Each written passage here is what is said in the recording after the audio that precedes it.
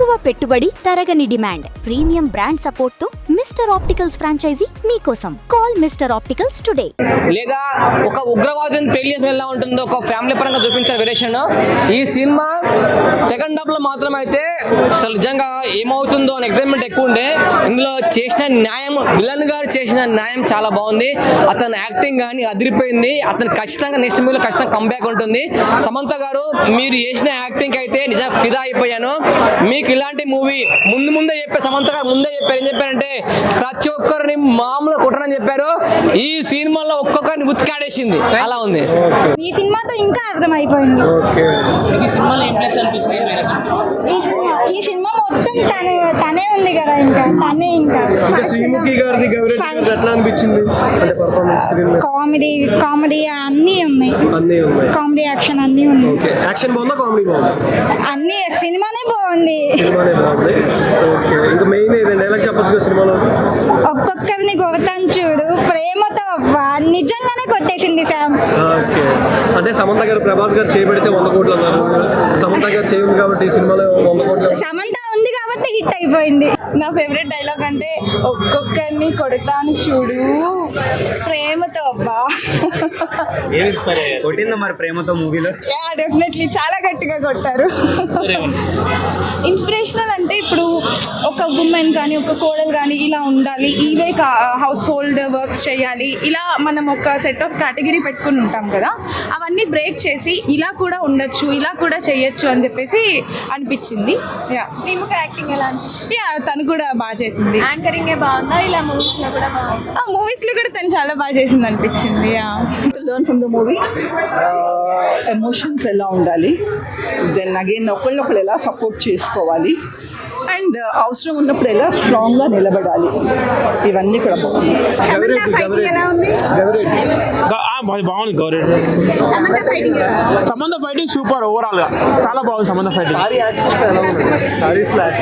అదే కదా కొత్తగా ప్రతిసారి ఈ నక్సలైట్ అనేది చూపించారు కదా, దానికి ఫైటింగ్ చూపించారు కానీ శారీ మీద అయితే ఫైటింగ్ బాగా చూపించారు.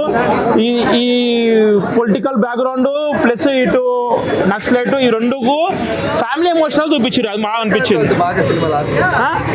ఫ్యామిలీ కనెక్ట్ అనేది, ఫ్యామిలీ కనెక్షన్ బాగుంటుంది. ఎందుకంటే తను అనాథ ఉంటుంది కదా, ఎవరు ఉండరు, ఎవరు దొరకరు, ప్రేమ దొరకలే, మొదటిసారిగా ప్రేమ దొరికింది కాబట్టి ఆమె చెప్పలేకపోయింది. తర్వాత చెప్పినాక 5/5 పండలేదు, పెట్టడానికి ట్రై చేశారు కానీ అంతలా పండలేదు. బేసిక్ గా మీకు బాగా నచ్చిన డైలాగ్ అంటే ఏదైనా చెప్పచ్చు? నాకు బాగా నచ్చిన డైలాగ్ అంటే కొడుతున్నాం ప్రేమగా, అంతే. అంటే శ్రీముఖి గారిది గౌరెడ్డి గారిది ఎట్లా అనిపించింది?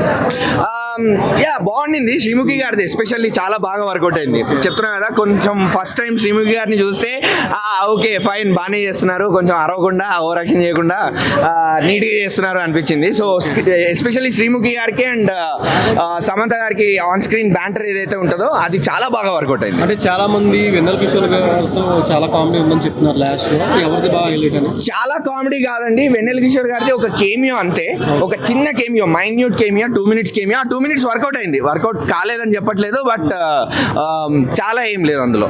అది ఓవరాల్ రేటింగ్ ఎంత ఇస్తారు? ఓవరాల్ గా నేను ఒక 3 ఇస్తానండి. కాదు, క్లైమాక్స్ చాలా బాగుందా?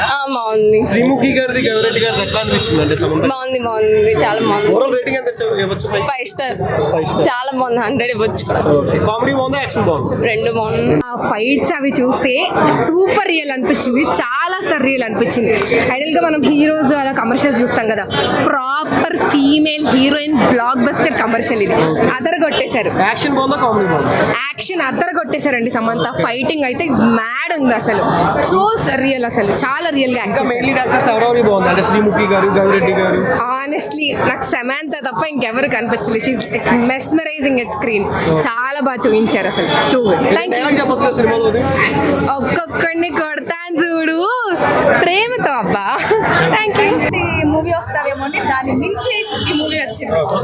Thank you. ఎట్లా అనిపించింది సినిమా? మూవీ ఓవరాల్ గా చాలా బాగుందండి. ఓకే. ఓవరాల్ గా 10/10 ఇచ్చేస్తాను రేటింగ్.